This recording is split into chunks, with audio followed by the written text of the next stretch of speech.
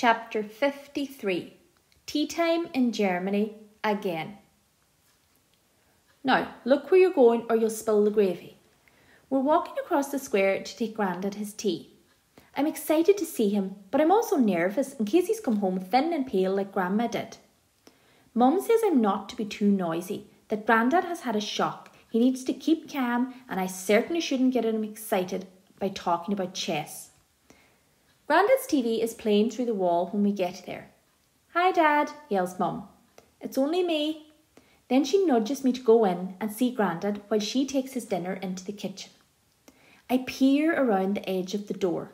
The room is dark and quiet like always, and Grandad is staring ahead at the TV. "Hi, Grandad," I say.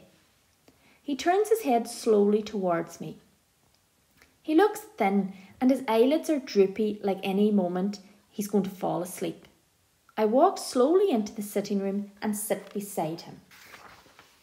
"Grandad," I say quietly, "I thought I'd come and see you." Grandad smiles. "Yes," he says, "I'll be fine, but where—" "Frank." Mum bombs into the room. "You've not taken your pills," she says, pointing at 2 pills in her palm. "But I drank the water," says Grandad. "Yes, but water alone won't make you better." Mum blows out her cheeks and goes back into the kitchen. Grandad sighs. I try to think of something to say, but all I can think about is how tired he looks, and the only other thing I can think of is chess. I look at the TV. Tomorrow it's going to rain in Hamburg, Münster and Stuttgart, but it's going to be sunny in Leipzig and Berlin. "Looks like it's going to be nice in Berlin, Grandad," I say, trying to fill the silence. "Yes, I am thinking—" Here, Mum comes back in with a glass of water and picks 2 pills up off the coffee table. "Now take these," she says. Grandad sighs again. "I will," he says, "but the doctor said I should take them after meals." "Right," says Mum. "I'll get your dinner then." She rolls her eyes as she walks out into the kitchen. I hear the sound of plates knocking against a dish, then a clunk as she closes the microwave door. Grandad leans forward. "Felix," he whispers, "I am thanking God."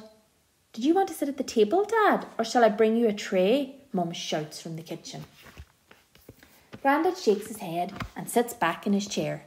It's usually him who's barking orders, but he's too tired to even argue with Mum. "Table or tray?" shouts Mum. Grandad takes a deep breath like we're at scuba again. I think he's going to shout, but then he says breathlessly, "Tell your Mum I'll have it on a tray." I've never seen him like this, and it's kind of scary not knowing what's wrong. I get up and go into the kitchen. "He says he'll have it on a tray," I say. "Good," says Mum. Then she looks at me, concerned. "Felix," she says, "what's wrong?"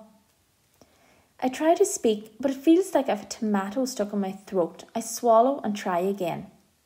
"It's Grandad," I whisper. "He looks much worse than I thought he would, and he keeps thanking God." "I know, love." The microwave pings, but it's okay.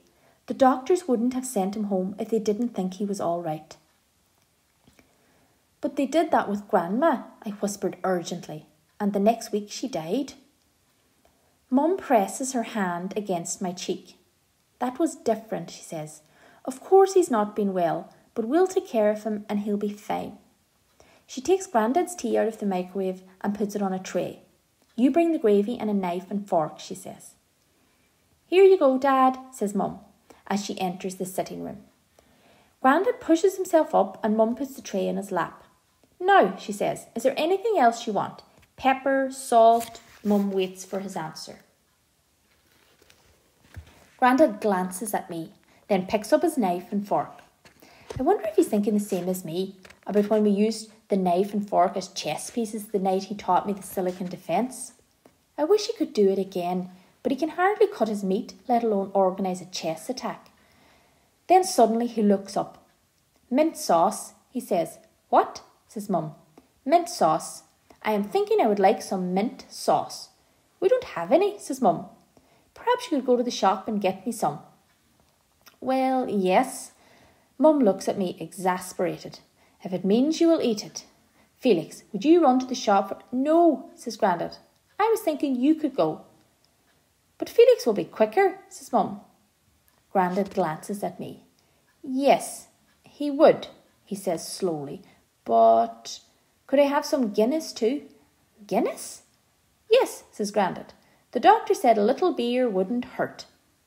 But Felix is too young to buy it. Mum gives me a weirded out look, like she thinks Grandad has gone slightly mad, and I'm thinking that too. Okay, she says wearily. But do you need it right now? It would be nice, says Grandad. We could always reheat the dinner. All right. Mum swivels her eyes at me like, Felix, I need to talk. I follow her out into the hall. I'll go and get it, she says, but only so he'll eat it. Just sit with him and make sure he's all right when I'm gone. But Mum, I whisper, he's acting really weird. He's just a bit confused after coming out of the hospital, she says, but I will phone Dad so he knows. She opens the front door and walks down the path. I turn round and walk slowly towards the sitting room. I stop. Grandad's chair is empty. All that's left is his tray on the floor. I walk in to see if he's peering through the curtains. Has she gone? What, Grandad? I spin round and see Grandad sitting at the dining table. Grandad, I say, what are you doing? He opens up the chess set.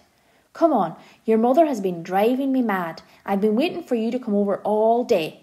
But I thought, Grandad, you're supposed to be ill. I was, Grandad grins. I mean, I am, but you've the finals tomorrow. Yes, I have. Then take your blazer off and let's play.